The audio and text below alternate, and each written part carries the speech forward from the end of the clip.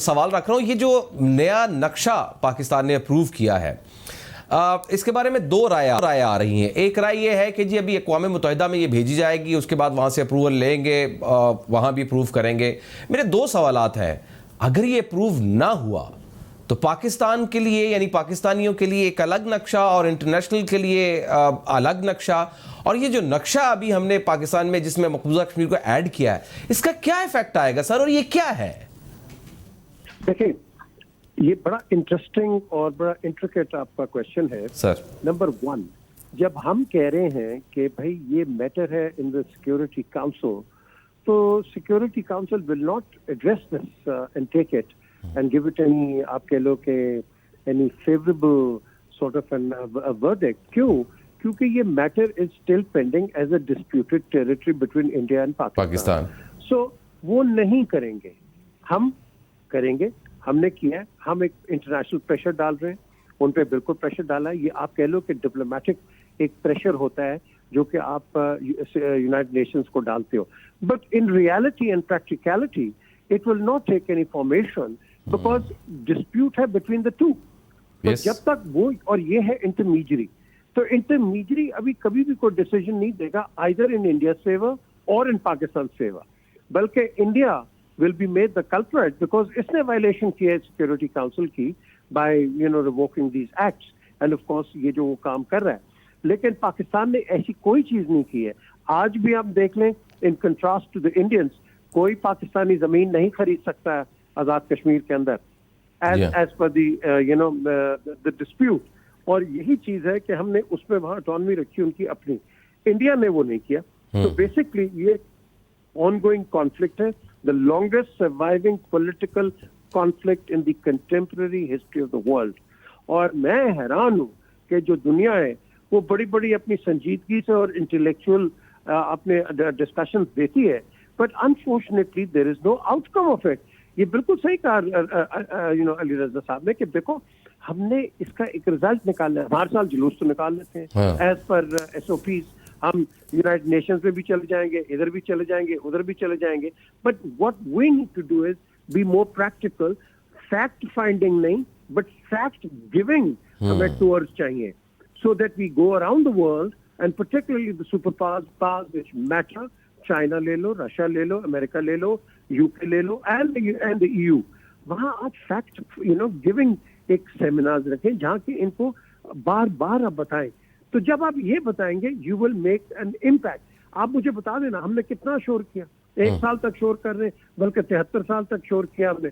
تو یہ میں کہہ رہا ہوں کہ یہ کچھ نہیں اس کا بنے گا, because India is a bigger country, it has its own relations with other super powers.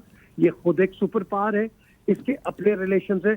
ہم نے اپنی پالیسیز انڈیا سینٹرک پالیسیز نہیں بنانی, ہم نے ایک گلوبل آپ کہہ لو کہ ایک سوچ پہ دیکھنا ہے اور رکھنا ہے اپنے آپ کو.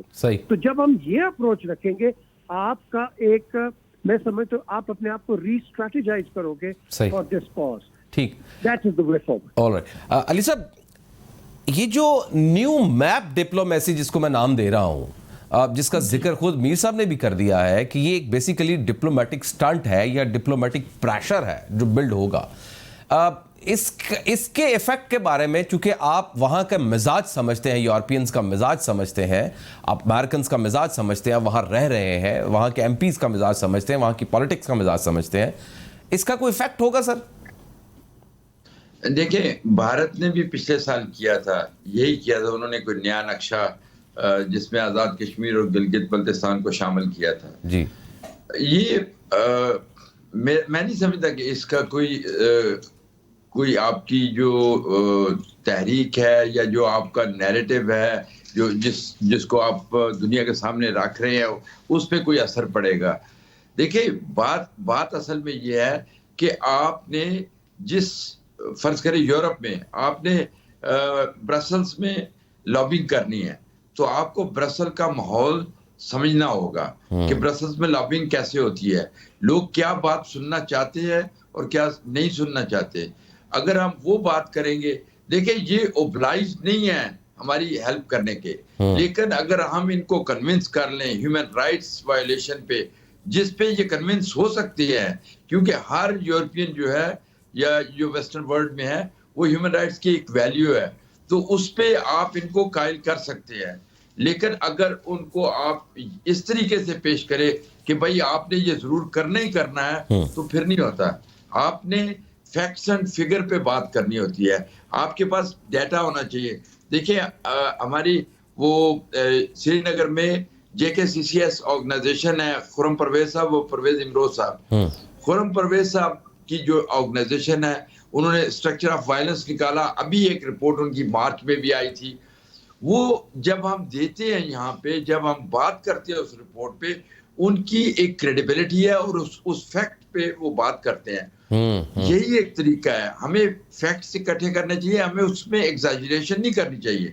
اگر فرض کریں ہماری جو پہلے یہاں کے ہیومن رائٹس سب کمیٹی کے چیئر پرسن تھے مسٹر پنزیری، ان کے ساتھ جب ہم نے ایک ایشو پہ انشا والا کیس پہ ہم نے ہیئرنگ کے لیے کوشش کی، جو بعد میں وہ ایکسچینج آف ویو میں ہوگی، تبدیل ہوگی، لیکن انہوں نے ہمیں کہا تھا کہ آپ ایک کیس لیں، ایک کیس لے کے آپ جب بات کریں گے تو آٹومیٹکلی جب اس کیس پہ بات ہوگی تو وہ سراؤنڈنگ میں جتنے اس کے علاوہ کیسز ہیں وہ خود بخود اس میں آ جائیں گے. تو ہم اگر لے کے جاتے ہیں کہ جی 10,000 بندہ مر گیا، 5,000 بندہ یہ ہو گیا، 20 بندے شہید ہوئے ہیں، تو ہم کہتے ہیں فرض کریں 21 ہو گئے ہیں، تو وہ نہیں چلتا ہے.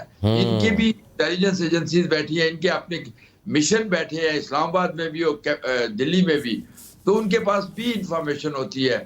لیکن اگر ہم صحیح فیکٹس اینڈ فگر دیں اور ان کو کنونس کریں کہ بھائی بھارت یہ جو ظلم کر رہا ہے، یہ انسانی حقوق کی خلاف ورزیاں صرف نہیں ہو رہی، آپ کے جو پرنسپل ہے، آپ کا یورپین یونین کا جو مین پلر ہے ہیومن رائٹ، اس کی وائلیشن ہو رہی ہے، تو آپ اس میں ہماری مدد کریں. بالکل ٹھیک. سید علی رضا صاحب، PJ میر صاحب، آپ دونوں کا بہت بہت شکریہ. ملک ندیم عابد صاحب، آپ سے بات پر ہمارا رابطہ